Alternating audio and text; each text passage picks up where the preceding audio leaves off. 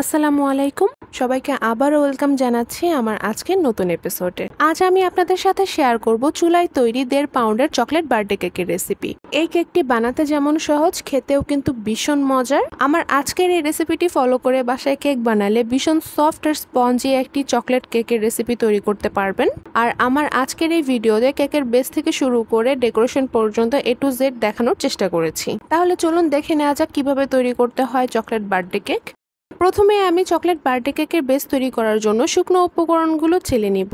এর জন্য একটা মিক্সিং বলের মধ্যে আমি প্রথমে দিয়ে দিচ্ছি হাফ কাপের মতো ময়দা, তারপর এর মধ্যে দিয়ে দিচ্ছি 2 টেবিল চামচের মতো কোকো পাউডার, তারপর দিয়ে দিচ্ছি উঁচু করে 1 চা চামচের মতো বেকিং পাউডার, তারপর দিয়ে দিচ্ছি 1/4 চা চামচের মতো বেকিং সোডা, তারপর দিয়ে দিচ্ছি 1 টেবিল চামচের মতো গুঁড়া দুধ, আর দিয়ে দিচ্ছি 1/4 চা চামচের মতো লবণ।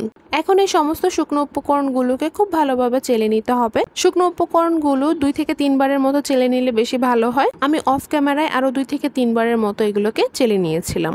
এখন একটা হ্যান্ড হুইস্কের সাহায্যে সব শুকনো উপকরণগুলোকে একসাথে খুব ভালোভাবে মিক্স করে নিতে হবে। এখন এটাকে একটা সাইডে রেখে দিচ্ছি। এখন অন্য একটি মিক্সিং বলের মধ্যে আমি রুম টেম্পারেচারে থাকা 3টি ডিম নিয়ে নিয়েছি। ডিমের সাদা অংশ থেকে আমি কুসুমগুলো আলাদা করে নিয়েছি। এখন এই ডিমের সাদা অংশগুলোকে আমি একটা ইলেকট্রিক বিটারের সাহায্যে বিট করে নিব। ডিমের সাদা অংশটা বিট করতে করতে এর মধ্যে আমি এই পর্যায়ে দিয়ে দিব হাফ কাপের মতো চিনি। চিনিটা আমি একবারে সব দিয়ে দিব না, একটু একটু করে চিনিটা দিব আর বিট করে যাব। ডিমগুলো যদি ফ্রিজে থাকে তাহলে কমপক্ষে 30 মিনিট আগে ডিমগুলো ফ্রিজ থেকে বের করে নিতে হবে। ডিমের এই সাদা অংশগুলো বিট করতে করতে দেখা যাবে এক পর্যায়ে বেশ ফোমি হয়ে গিয়েছে। এই পর্যায়ে আমি সেই আলাদা করে রাখা কুসুমগুলো এর মধ্যে দিয়ে দিব। তারপর আবার বেশ কিছুক্ষণের জন্য বিট করে নিব। ডিমের এই ম্যারাংটা তৈরি করার জন্য আমি প্রায় 5-7 মিনিটের মতো এটাকে বিট করে নিয়েছি। ডিমের এই ম্যারাংটা খুব ভালোভাবে বিট করে নেওয়া হয়ে গিয়েছে আর চিনিটাও খুব ভালোভাবে গলে গিয়েছে। এখন এই পর্যায়ে আমি এর মধ্যে দিয়ে দিব 2 টেবিল চামচের মতো সয়াবিন তেল আর হাফ চা চামচের মতো চকলেট এমালশন। সয়াবিন তেল দেওয়ার পরে ঘড়ি ধরে 15 থেকে 20 সেকেন্ডের মতো বিট করে নিতে হবে। এর থেকে বেশি সময় বিট করলে কিন্তু ডিমের ম্যারাংটা নষ্ট হয়ে যেতে পারে। ডিমের ম্যারাংটা পুরোপুরি রেডি। এখন যে শুকনো উপকরণগুলো আমি চেলে রেখেছিলাম সেই শুকনো উপকরণগুলো এখন এর মধ্যে ধাপে ধাপে দিতে হবে। তারপরে একটা হ্যান্ড হুইস্কের সাহায্যে এইভাবে মিশিয়ে নিতে হবে। শুকনো উপকরণগুলো কিন্তু একবারে দিয়ে মিশিয়ে নেওয়া যাবে না, ধাপে ধাপে 2 থেকে 3 বারে দিয়ে এইভাবে হ্যান্ড হুইস্কের সাহায্যে মিশিয়ে নিতে হবে। এই মিশানোর কাজটা কিন্তু খুবই আস্তে ধীরে করতে হয়। তাড়াহুড়া করলে কিন্তু ডিমের ম্যারাংটা নষ্ট হয়ে যাবে, তখন কিন্তু কেকটা একদমই ভালো হবে না। এখন এই পর্যায়ে আমি এর মধ্যে দিয়ে দিচ্ছি 3 টেবিল চামচের মতো তরল দুধ। তারপর আবার খুব আস্তে ধীরে সবকিছুকে একসাথে খুব ভালোভাবে মিশিয়ে নিতে হবে। এমন ভাবে এটাকে মিক্স করতে হবে যাতে করে আপনার হাত না ঘুরে শুধু হুইস্কটা ঘুরবে। কেকের ব্যাটারটা খুব ভালোভাবে মিক্স করে না হয়ে গিয়েছে। আজকের কেকটা বেক করার জন্য এখানে আমি একটা 8 ইঞ্চি সাইজের রাউন্ড শেপের মোল্ড নিয়েছি। আগে থেকে আমি সাইজ মতো কেটে একটা মোল্ডের মধ্যে বেকিং পেপার বিছিয়ে নিয়েছিলাম। তারপর সামান্য একটু তেল ব্রাশ করে দিয়েছি। এখন এই সম্পূর্ণ ব্যাটারটা মোল্ডের মধ্যে ঢেলে দিচ্ছি।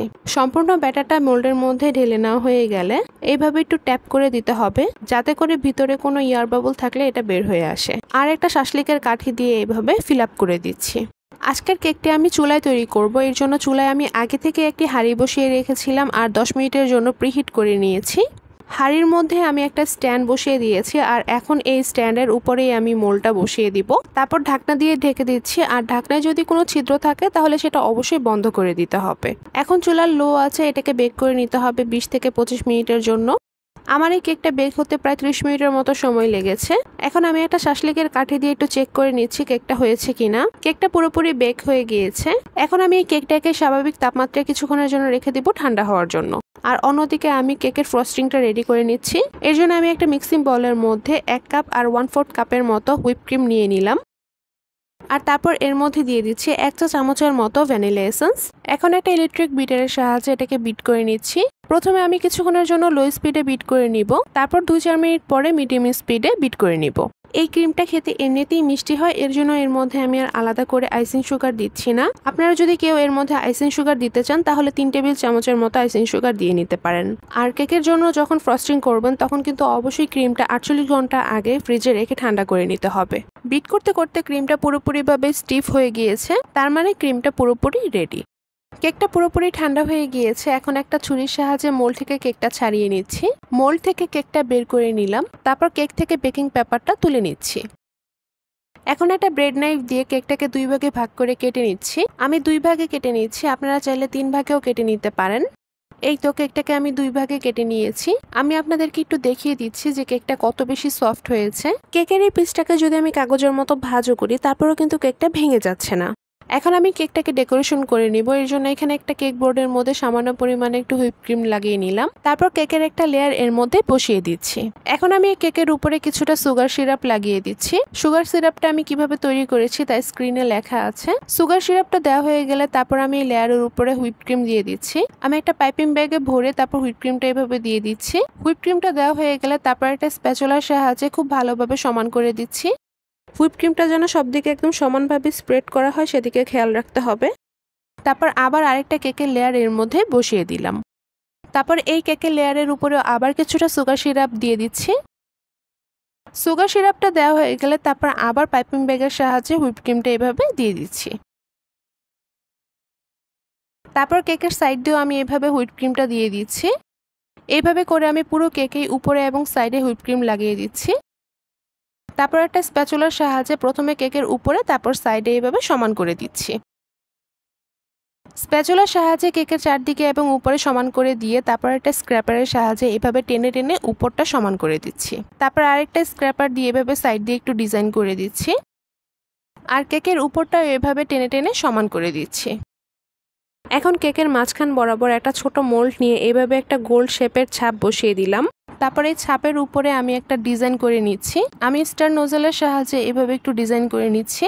এখন এই ডিজাইনের বাইরের দিকে আমি কিছুটা গানাশ এভাবে ছড়িয়ে দিচ্ছি। আমি হাফ কাপের মতো ডার্ক চকলেট ডাবল বয়লারে মেল্ট করে নিয়েছিলাম। এইভাবে পুরো কেকটার সাইড দিয়ে চামচের সাহায্যে গানাশটা ছড়িয়ে দিব। পুরো কেকের সাইডে গানাশ দেওয়া হয়ে গেলে তারপর আমি স্টার নোজেলের সাহায্যে কেকের বর্ডারও একই ডিজাইন করে দিচ্ছি। সামান্য একটু হুইপ ক্রিম আমি আলাদা করে তার মধ্যে কোকো পাউডার দিয়ে এই চকলেট হুইপ ক্রিমটা আমি তৈরি করে রেখেছিলাম। এখন এই চকলেট হুইপ ক্রিম দিয়ে আমি কেকের সাইড দিয়ে স্টার নোজেলের সাহায্যে এই ডিজাইনটা করে দিচ্ছি। এখন একটা 2D নোজেল দিয়ে কেকের এক সাইডে এইভাবে আমি গোলাপ ফুল তৈরি করে নিলাম। রোজের এই কালারটা আমি এনেছি পাইপিং ব্যাগের এক সাইডে সামান্য পরিমাণে একটু ব্লু কালার দিয়ে দিয়েছিলাম। তারপর এই রোজের মধ্যে এই কালারটা চলে এসেছে। এখন আমি একটা লিভ নোজেলের সাহায্যে ফুলগুলোর চারপাশে কিছু পাতা দিয়ে দিচ্ছি। কেকটা যেহেতু জন্মদিনের কেক তাই আমি এর মধ্যে হ্যাপি বার্থডে লিখে দিচ্ছি। আপনারা আপনাদের পছন্দ মতো আমার থেকেও সুন্দর করে লিখে নেবেন। আমার চ্যানেলের ভিডিওগুলো যদি আপনাদের কাছে ভালো লেগে থাকে তাহলে প্লিজ আমার চ্যানেলটি সাবস্ক্রাইব করার অনুরোধ রইল আপনাদের কাছে। এখন কেকের উপরে সামান্য একটু স্প্রিঙ্কলস ছড়িয়ে দিচ্ছি। আজকের কেকের ডেকোরেশনটা আপনাদের কাছে কেমন লেগেছে তা আমাকে অবশ্যই কমেন্টে জানাবেন। এখন কেকটাকে আমি আপনাদেরকে একটু কেটে দেখিয়ে দিচ্ছি এর ভিতরটা কেমন হয়েছে। আমার আজকের এই চকলেট বার্থডে কেকের রেসিপি আর ডেকোরেশনটা আপনাদের কাছে ভালো লেগে থাকলে আমাকে অবশ্যই কমেন্টে জানাবেন। আজকের মতো তাহলে এই পর্যন্ত। সবাই অনেক বেশি ভালো থাকবেন। ধন্যবাদ। আল্লাহ হাফেজ।